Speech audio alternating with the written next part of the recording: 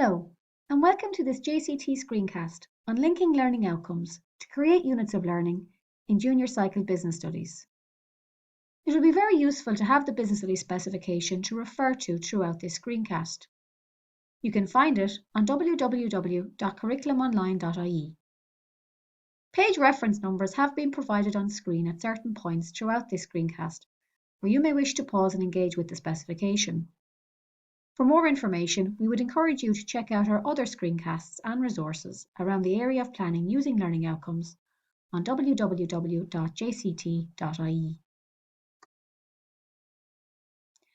Learning outcomes are statements in curriculum specifications that describe the knowledge and understanding, skills and values students should be able to demonstrate after a period of learning. There are 37 learning outcomes in the business study specification, which students will experience across the 3 years of junior cycle. The learning outcomes set out in the business study specification apply to all students and represent outcomes for students at the end of their 3 years of study. The learning outcomes focused on at a particular point in time will not have been completed, but will continue to support the students' learning of business studies up to the end of junior cycle. The outcomes are numbered within each strand. The numbering is intended to support teacher planning in the first instance and does not imply any hierarchy of importance across the outcomes themselves. While the learning outcomes associated with each strand are set out separately in the specification, they should not be taken to imply that the strands are to be studied in isolation. The students' engagement and learning are optimized by a fully integrated experience of personal finance, enterprise and our economy. That is to say, the combining of learning outcomes from across the 3 strands over the 3 years to provide rich learning experiences that are authentic and relevant to the student. The business study specification affords a reasonable degree of freedom for teachers to facilitate learning in a way that reflects students' own choices, curiosity and entrepreneurial spirit. It allows for flexibility and increased autonomy while encouraging us to use our local context to enrich our classes, drawing on issues that are of relevance to our students. You also have the autonomy and flexibility to choose how you wish to combine learning outcomes in a way that will best suit your students and your context. Learning outcomes can be linked to other learning outcomes to form units of learning. A unit of learning is where we combine learning outcomes together that we feel are a natural fit and set about creating learning experiences and designing assessment to support our students' learning. You can choose to work with the full outcome or combine parts thereof. The idea behind this is that students get a much more integrated experience of business studies topics. We present here an overview of possible links across the course. When linking learning outcomes, the guidance is to link no more than 3 outcomes at a time to create a unit of learning. You can find this document on our website, www.jct.ie, in the Business Studies section under the Planning tab. To demonstrate how we can link learning outcomes within a strand, we will take learning outcome 1.2 from the personal finance strand, and you will find it on page 14 of the specification.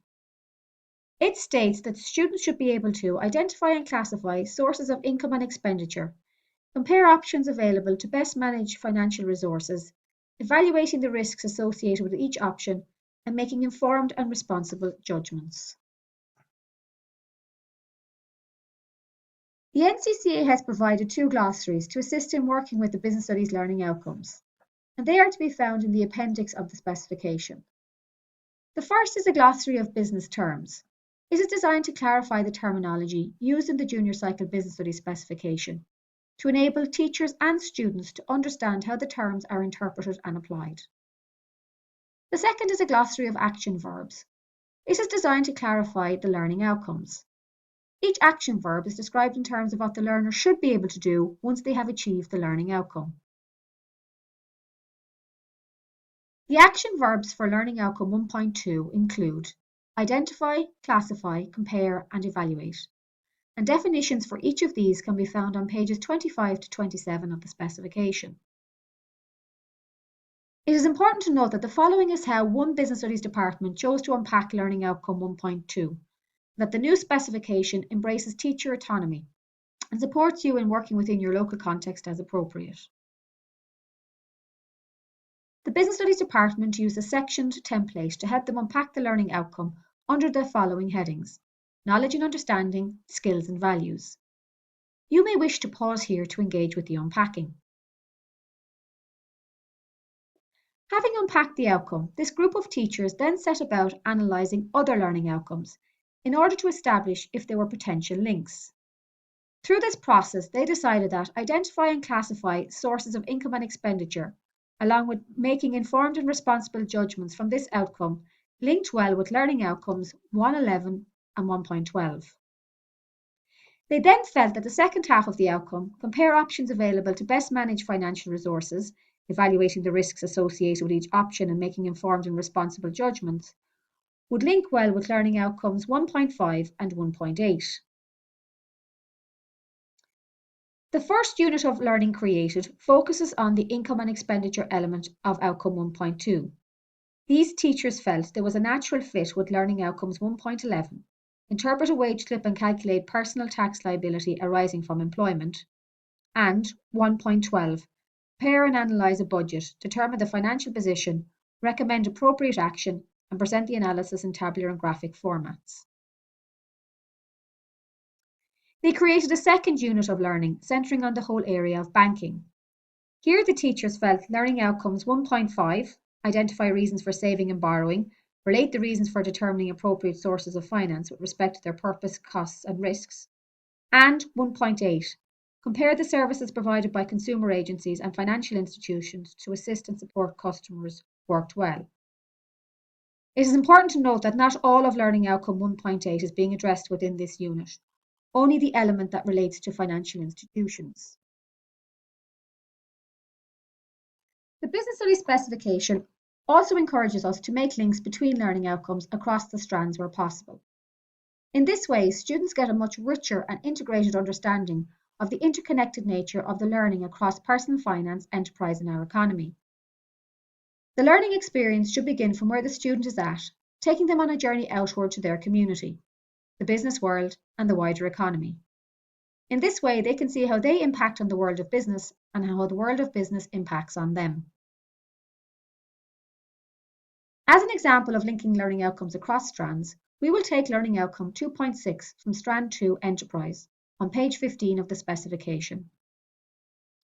It states students should be able to discuss the impact of digital technologies on an organisation, debating the associated rewards and costs. Again, we must consult the two glossaries from the specification. The business terms used in this learning outcome are digital technologies and organisation, and they can be found on page 23 of the specification. The action verbs used in this case is discuss and debate, and they can be found on pages 25 to 27 of the specification. Once again, please take note that the following is how one business studies department chose to unpack learning outcome 2.6, and that the new specification embraces teacher autonomy and supports you in working within your local context as appropriate. Again, the Business Studies Department used the section template to help them unpack the learning outcomes under the headings of knowledge and understanding, skills and values. You may wish to pause here to engage with the unpacking. Having unpacked the outcome, this group of teachers then set about analysing other learning outcomes in order to establish if there were potential links from which they could build a unit of learning.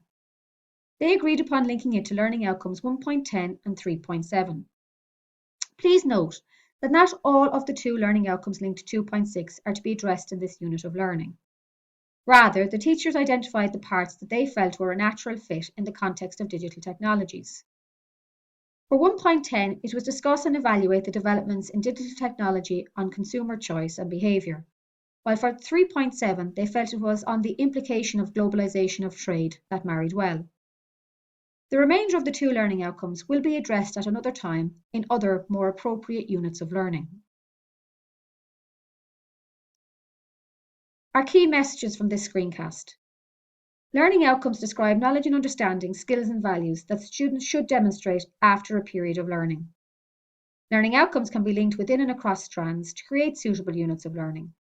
In combining learning outcomes from within and across strands, it ensures that students engage with the learning outcomes in as rich and integrated a way as possible across the 3 years of junior cycle. It is possible to combine elements of learning outcomes rather than address the full outcome at any one time. Thank you for watching this JCT screencast on linking learning outcomes to create units of learning in Junior Cycle Business Studies.